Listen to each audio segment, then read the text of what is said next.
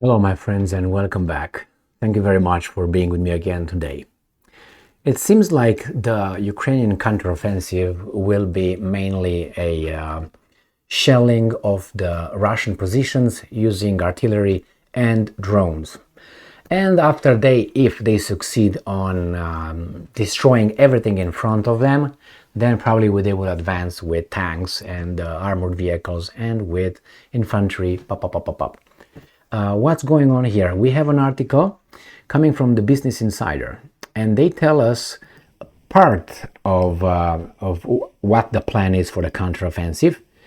And it's from today, actually yesterday, May 6, 2023.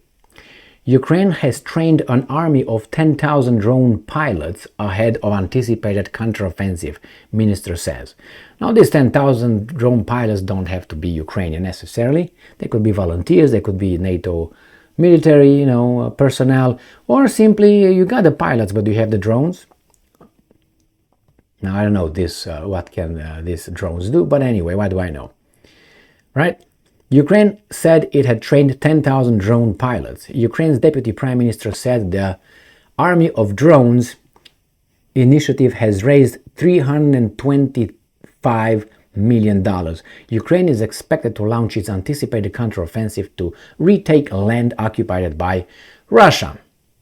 Ukraine has trained 10,000. Okay, for the counteroffensive. Mikhailo Fedorov, Ukraine's deputy prime minister and minister for innovation, said on Thursday that the pilots had been trained as part of the Army of Drones project, which is part of the fundraising platform Unite D24.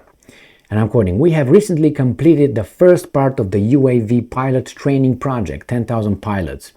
Okay, that is the Army of Drones is about the comprehensive development of the UAV sector, both from the point of view of production and from the point of view of their use. The project plans to launch 60 companies to produce attack drones. Drones have played a key role in the conflict, that's true. Both sides have also used long-range drones to strike targets deeper inside each other's territories. Russia this week accused Ukraine of being behind an alleged drone attack on the Kremlin, which Ukraine has denied. The Russians, they don't care if Ukraine denied or not. Some experts have accused Russia of staging a false flag attack. Not impossible. But hey, we will win faster and we'll win with fewer losses if we have tens of thousands, hundreds of thousands of reconnaissance and combat drones.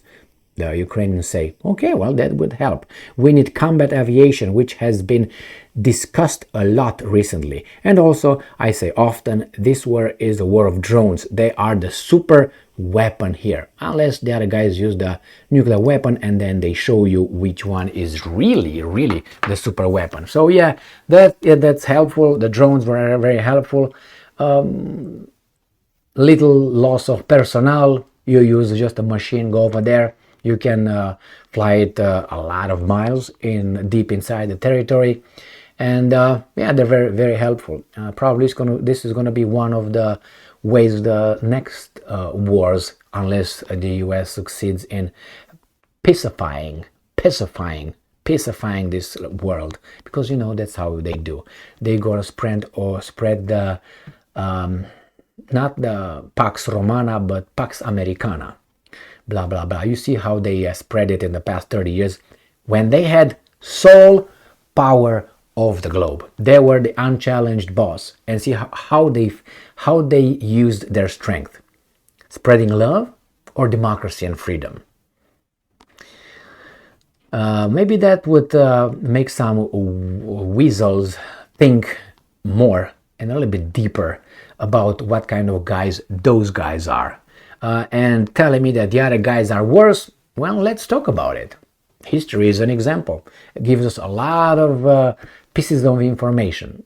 How long you want to go back? How long you want we can go back? You want to go in the First World War, Second World War, Korean War, Vietnam War, Afghanistan War, in between. You want Iraq, you want Yugoslavia, you want as I said, Iraq, you want Iran soon, you want Syria, you want Libya, you want Afghanistan, and many, many more in between.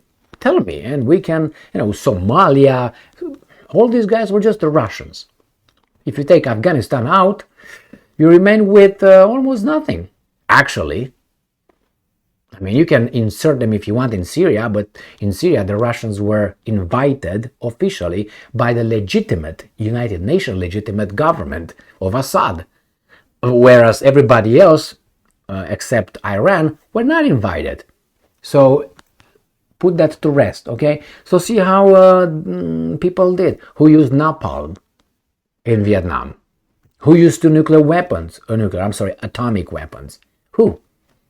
The only country, mind you, two. Don't give me the reasons, because I already made a lot of videos about this. You can't weasel it out, because if you use those arguments, you can use them for the Russians now. I bet they will say, no, they can't use that. They will save their boys' lives and they will shorten the war.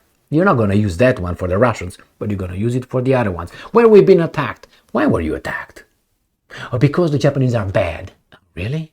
Oh, I thought that maybe some leaders of the United States of America did not allow some business interests from Japan to invest and get some, resources from the East Asia, Southeast Asia. Remember the one? Indochina?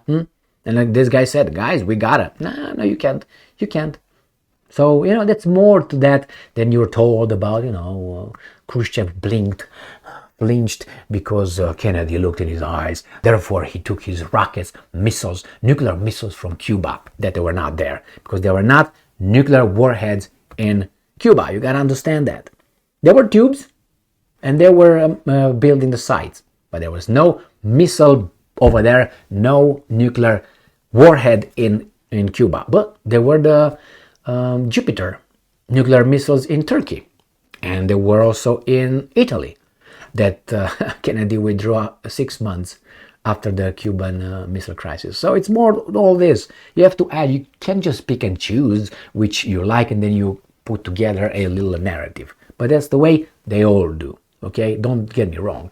I'm not saying that the Romanians or the Russians they say the whole story. No, obviously they say the story the way it fits their narrative. The same here. But since I'm here and I care for these guys here, I think I should just, anger people. Because instead of people saying, well, I didn't know that, let me check, let me verify if that's true, Weasel Emil. Rarely I'm met with this kind of brain. Oh, you know what? I didn't know that. Let me check it. Let me verify. Oh, you can check it in 3 seconds. Take your telephone and check it out. But the fact that you don't know, it doesn't mean that it didn't happen. A lot of people just call me names and send me back where I came from and all that, and the same tra-la, which they can go and kiss my ass. All right? So, thank you very much for being with me again today. Stay strong, stay smart, look for the truth, and be just.